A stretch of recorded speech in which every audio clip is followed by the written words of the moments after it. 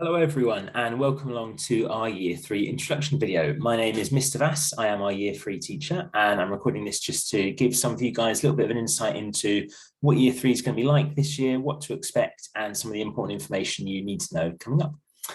The first thing I should say, of course, is that I'm sorry, we're not meeting in person. Ordinarily, thinking back a couple of years now, we'd have done these meetings in person with all the parents invited into the classroom to come and meet us. And I know some of you will be a little bit disappointed that's not happening again. Really, I just want to start by reassuring you that actually we really are intending to make this year as close to normal as possible. Obviously, the last 2 years have been heavily disrupted for all sorts of different reasons and in all sorts of different ways. But we are really, really optimistic that this year is going to be pretty much back to normal. I'm recording this a couple of days into our first week and we have already returned to whole school assemblies. We've already returned to whole school break times, things like that.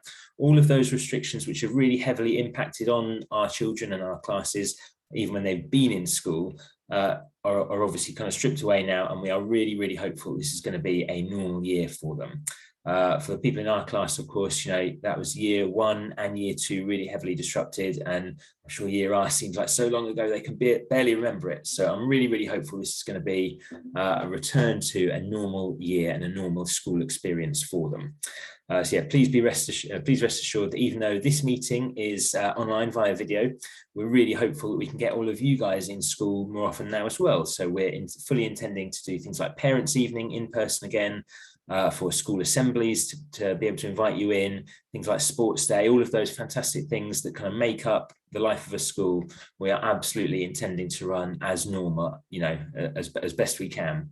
The reason we're not doing these meetings in person, we thought, you know, the very first week of this school year, we just wanted to kind of play it cautious where we could, and particularly as it's not something that directly impacts the children, we thought, you know, if we could just be a little bit cautious on this meeting and hopefully get through the first couple of weeks of the year, you know, everything okay, then, you know, we're really hopeful and optimistic it will be a normal year for them, because we are so aware of the fact that, you know, this is really, really heavily impacted on their experience of school. We want to get that back to normal this year. So please rest assured, even though this meeting is a video, hopefully, fingers crossed, all going well, everything else this year will be as we would hope it would be.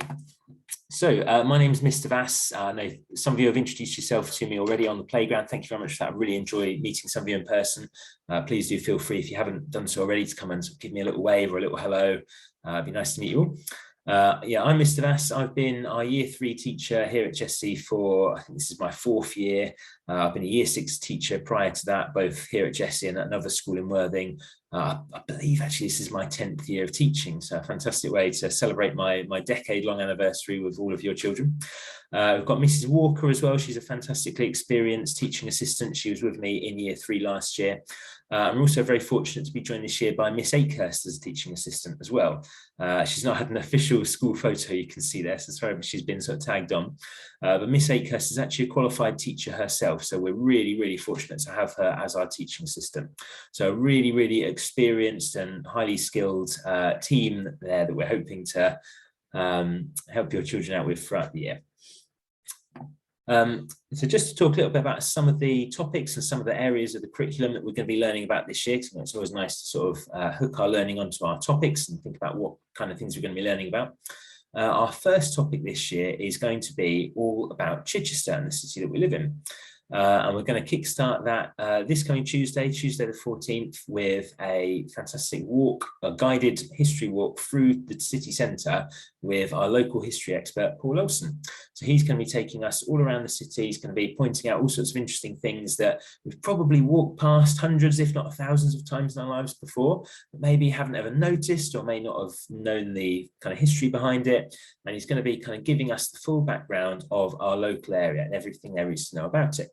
Then when we're back in class, we're going to be making some maps based on that. We're going to be doing some great descriptive writing based on Bishop's Palace Garden, all sorts of great things tied to the city of Chichester. In the second half term, we'll also be thinking a little bit more about science. It's our science topic called Let There Be Light, centered around light and finding out all about that and doing some learning attached to that as well. When we get over to the spring term, I'd say our main topic there is going to be all about Victorian Britain. I always really like to tell the children that, if they'd been alive in the Victorian era just over 100 years ago, they probably wouldn't have been here at school. They'd have probably been working in a factory, earning money for their family, trying their best to get by. It was a really, really tough time to be a child. And of course, in historical terms, it's really quite recent. Possibly got family members that you will know about that you can date back to the Victorian era. So a really, really interesting topic there as well. We also, I think, second half term in the spring term, learn about fair trade food and particularly about food miles as well, and trying to be eco-friendly with our kind of shopping habits, things like that, making sure that we are buying local and finding out all about how we can do that and why that's important as well. I should say as well, we have a coach trip in the spring term to the Weald and Downland Museum, where we're going to go and visit some of their Victorian builds there. We're going to do a really nice role play activity where we will pretend to be Victorian school children, and we'll go and have a very stern and strict worker there who's going to be our Victorian school teacher for an hour or so, and that will really just help immerse us in our learning and sort of really help us to imagine what it would have been like to be those Victorian school children, or Victorian workers indeed. And then in the summer term, hopefully when the weather's a bit nicer, one of our key things we're going to do this year is we're going to get the children outside for forest school and for outdoor learning. I always think that's a fantastic thing to do with our children, because I think it kind of tests them in different ways and sort of gives them those different experiences. Quite often when we're outside doing our forest school learning, there's some that are maybe really, really academically successful that are kind of suddenly challenged and tested outside and sort of might find things a little bit tricky. Equally, it gives some of those ones that may not be so academic an opportunity to be successful in other ways. And we see some of those people that maybe they find maths and literacy really tricky, but actually when we get outside, they are complete superstars, and they can show us all the other kind of different skills and attributes they have. So a really nice opportunity to for our children to kind of draw upon some different experiences. That's going to be great fun. And also we learn all about the ancient Greeks. I think the ancient Greeks are a fascinating period of history to learn all about, because so much of it has kind of given way to things that we know all about now. It's the birthplace of democracy, the alphabet, things like that, and the Olympics, of course. There are so many things that the ancient Greeks have given the world and kind of gave birth to that we'll be learning all about as well. Just a couple of kind of admin points here. I know this is really, really useful and important for mums and dads, so thank you very much for all of your help with these items coming up. PE, we are going to be doing PE on a Tuesday afternoon and a Thursday morning. I always say it's quite useful to have the PE kits in school all through the week, though, if you're able to. So I think it's useful to have them in on a Monday, and then we as a school will do our absolute best to get them home on a Friday afternoon, so that hopefully you can take them home and wash them over the weekend. It's quite useful just because sometimes there might be the odd kind of ad hoc sporting activity. They might have clubs and things. It's useful just to have a pair of trainers and so on. So yeah, if at all possible, it's useful to have the PE kits in right the way through the week if you can. But Tuesdays and Thursdays are the days particularly to watch out for. That's when we'll be doing our PE. Reading. I am the school's literacy lead. I always say it's probably the single best thing you can do with your child. I'm always very fortunate at our school. We've got really engaged parents that are always really keen to support and really keen to do what they can for their children. We're really lucky here that you guys are so engaged and so enthusiastic. People often ask me, what is the best thing I can do with my child? What can I do to help them? I would say genuinely, the best thing you can do with your children is to read with them as often as possible. There's some fantastic evidence-based data on this. Children that read often do better. It's as simple as that. It's an even better indicator for future success than a family's kind of economic background.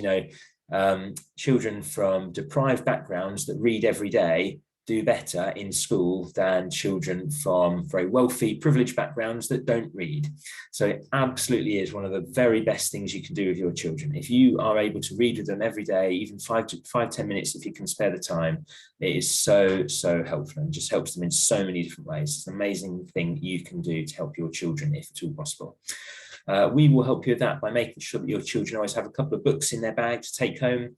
And we would really encourage you, if at all possible, now this is a bit of an extra job for you, so I'm sorry about this, but if you don't mind writing a little comment in their purple reading comments book, that's always fantastic as well. Just means we can kind of keep up to date with what they're doing at home and how they're getting on.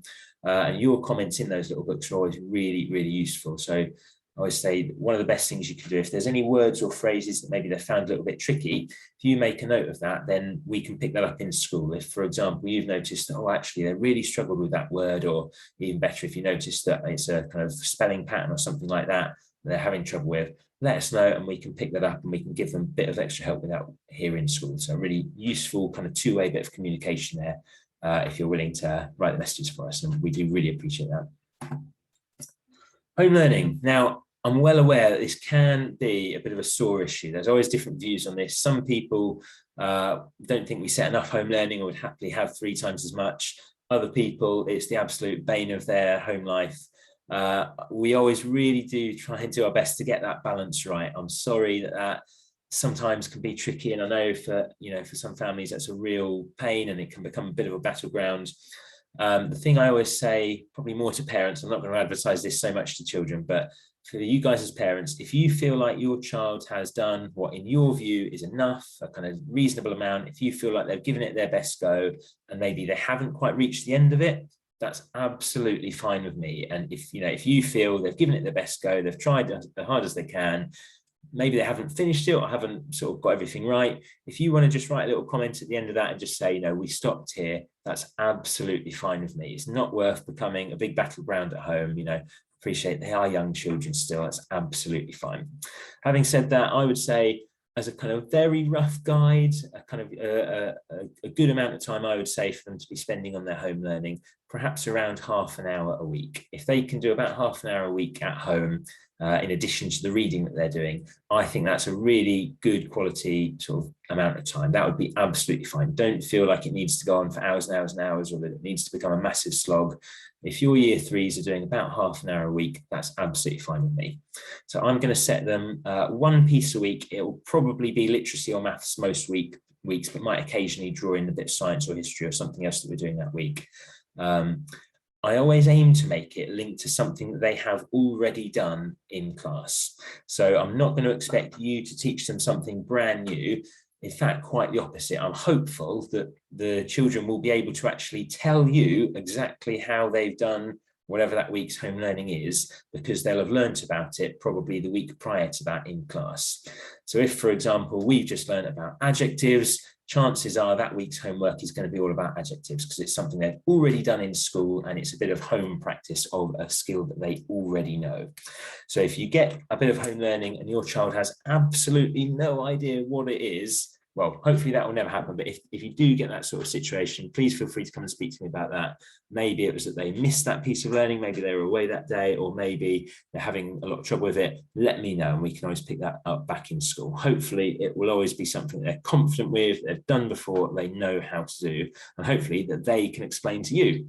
So I want the children to be working harder than you are when it comes to home learning. I don't want it to be something that's really onerous for parents to have to do. Alongside the home learning, I'll also set some spellings each week as well, and it will almost always be based on a particular spelling pattern. So there'll be one particular spelling rule to learn, and then perhaps 10 words or so. We're hopeful they can kind of have a go at practicing through the week. The spellings in particular, we do practice in class as well. Just think it's useful for you guys to have a copy of that list, see what they're doing, and if you've got any kind of spare time to practice that at home as well, then fantastic.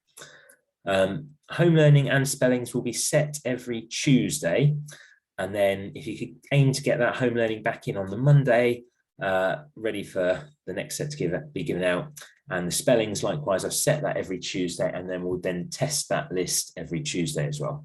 It's a very low stakes test. No one gets in trouble if they don't get a certain amount right or anything. Really, it's just a way to kind of get the children to be kind of drawing on their memory, hopefully kind of practicing it through the week, and then retrieving those spellings from their mind every Tuesday and seeing how well they've done on that. Okay, clearly, normally I'd have kind of opened this up to the room and sort of asked you if you've got any questions, but clearly you're not here to do that, and I'm sorry about that. I really would encourage you though, if you've got any questions, if you've got any queries, if you've got any worries, please do come and speak to me. I always aim to make myself kind of visible and available before school if I can, particularly at the sort of very start of the day when I open the door. And certainly at the end of the day, I try to hang around for a little bit as well and just sort of catch any parents that need to speak to me, you are more than welcome to come and do so. You're not bothering me, you know, it's not a problem. Please do. If you've got any little comments or queries or anything you think would be useful for me to know about your child, come and let me know. Always happy to speak to you. We are aiming to move away from email contact as a school. We'd sort of use that as our primary method during lockdown. If we could sort of kindly ask that we're moving away from that, but please do feel free to come and speak to me before school, after school. You can phone up the office and book an appointment if you'd like to. You can also direct any email queries to office@jys.org.uk if you need to as well. I'm happy to pick those up too.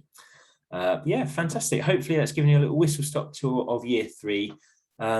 As I say, I'm recording this after a few days already, and I can honestly say we've had a really fantastic start. All of your pupils have been really settled. They've made a really good first impression, and I've just really enjoyed being their teacher, and I'm really looking forward to spending the year with them.